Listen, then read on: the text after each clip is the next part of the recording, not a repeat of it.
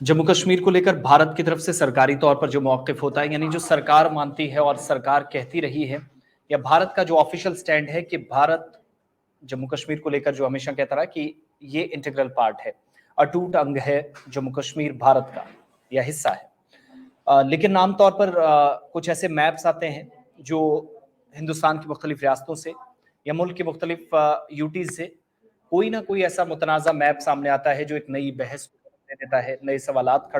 खड़े करता है। और इसी तरह का एक ताज़ा, अब तो मैप नहीं आया, लेकिन वो कंटेंट जो बच्चों को क्लासेस के अंदर पढ़ाया जाता है,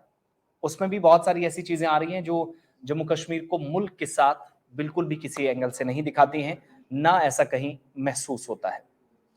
ये हमारे पास जीता जागता सबूत है। और ये दरअसल एक पेपर है 7वीं कक्षा का, 7th क्लास के एक एग्जामिनेशन हॉल में जब बच्चे पहुंचते हैं तो उन्हें इस तरह का एक सवाल आता है जिसके बाद शिकायत पहुंचती है। और तस्वीर आपके सामने है, ये बिहार का, यानी एक बड़ी सतह पर बिहार के अंदर कैसे ये काम हुआ है। और हो सकता है सरकार की नाक के नीचे अगर इस तरीके से काम हो तो शायद अपने आप में सिस्टम के ऊपर सवाल आज के वक्त में भी है। ये दरअसल जो मामला है वो काफी वक्त से सुर्खियों में था। और ये किशनगंज बिहार का है, ये पूरा केस है जो काफी सुर्खियों में आया। और सुर्खियों में आने का सबब जो है वो सिर्फ ये है कि ऊपर सवाल में पूछा जाता है देश को लेकर, कंट्रीज, मुल्क को लेकर या ममालिक को लेकर, लेकिन नीचे जब चीन, नेपाल, इंग्लैंड, कश्मीर की बात आती है, ठीक है, यहां तो समझ में आता है कि चीन, नेपाल, इंग्लैंड और कश्मीर एक लाइन में खड़े किए गए हैं। लेकिन ऊपर जब हम सवाल की तरफ जाते हैं तो वो दिशा और दशा दोनों बिगाड़ देता है और सवाल उठाता है सिस्टम पर कि या इसको टाइपिंग एरर तो नहीं कहा जा सकता, ऊपर अगर कंट्रीज हैं तो फिर जम्मू कश्मीर कैसे है, या कोई लिखने वाला, पूछने वाला कंटेंट राइटर जो था वो कुछ और चीज बताना चाह रहा था, इसलिए अपने आप में इस पर सवाल है। बीजेपी जो है वो इस वक्त वहां पर बिहार के अंदर कह रही है कि मौजूदा सरकार जो गठबंधन है, जिसे महागठबंधन कहा जाता है, जहां आरजेडी और जेडीयू इस वक्त सरकार में है,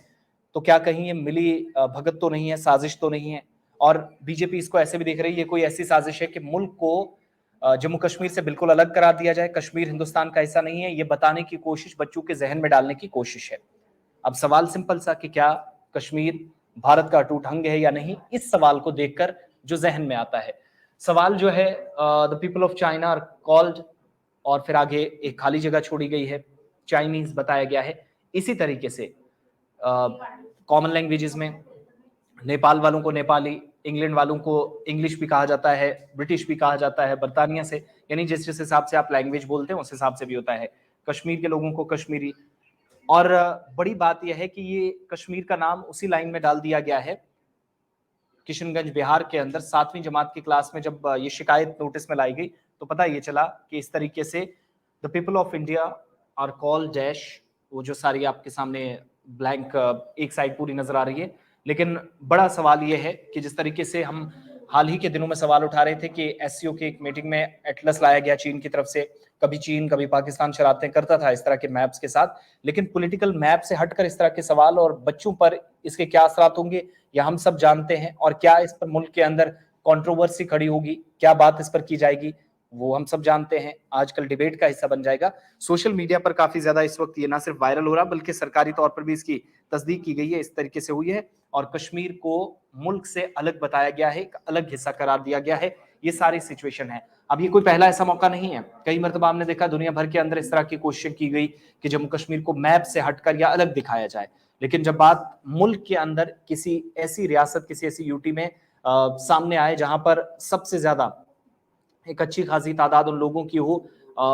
या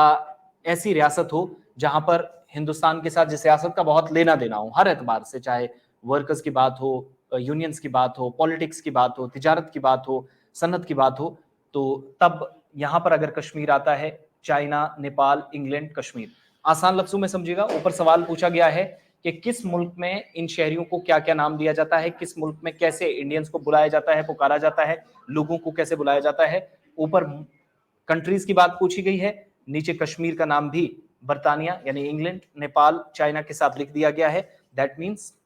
कश्मीर को बताने की कोशिश हुई है कि वो इसका हिस्सा नहीं है, जिसके बाद एक नई कंट्रोवर्सी ने रंग लिया है, जन्म लिया है। इस तरीके से ये जो सवाल पूछा गया है और इस पर जानकारी के मुताबिक सख्त नोटिस सरकारी सतह पर भी लिया गया है। जिम्मेदारान जो है शायद उनके खिलाफ कार्रवाई भी हो सकती है।